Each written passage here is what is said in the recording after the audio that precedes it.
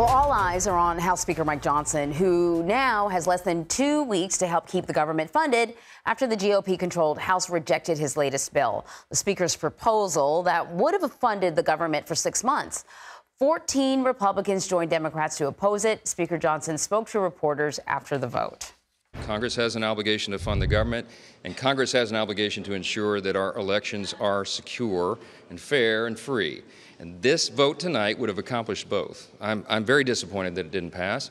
I want to note that every Democrat except 3 went on record once again for the second time voting against election security.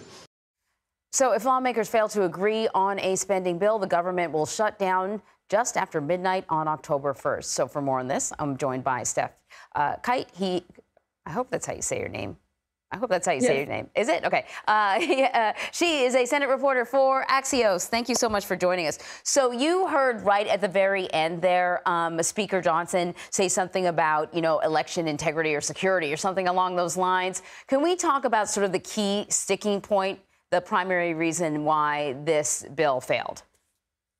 Yeah, well, there are a couple things, but the SAVE Act is the bill that he was referring to, that he was attaching to the CR. And what this bill would do would require people to prove their U.S. citizenship before they're able to vote. This has become a bill that Republicans have kind of rallied around.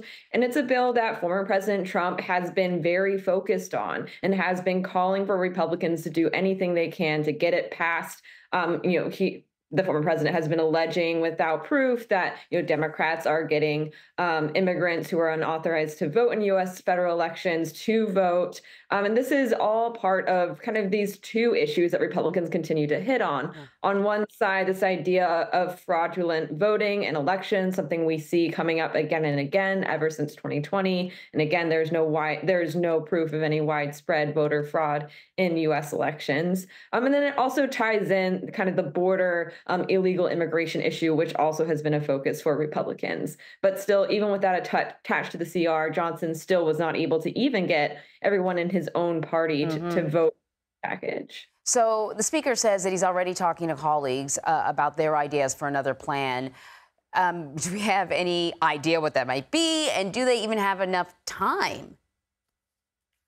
I mean, time is certainly running out. They have about one more week of session days next week before they need to get something done before members head home. And of course, both Speaker Johnson and Senate Majority Leader Chuck Schumer want to make sure that their vulnerable members are able to get home as soon as possible and campaign with the majorities on the line in November. It is not clear right now what Johnson's plan B is just yet. But in my conversations with people on the Hill on both sides of the Capitol, the expectation is that this is going to end with a clean, short-term spending deal that goes for about 3 months, rather than the 6-month deal that Johnson has been pushing for. The question here is whether Johnson decides to offer that first, or whether he leaves it to the Senate to jam the House with the spending package they want to see.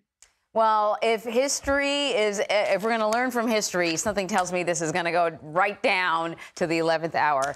As usual. Stef, thank you very much. Thank you.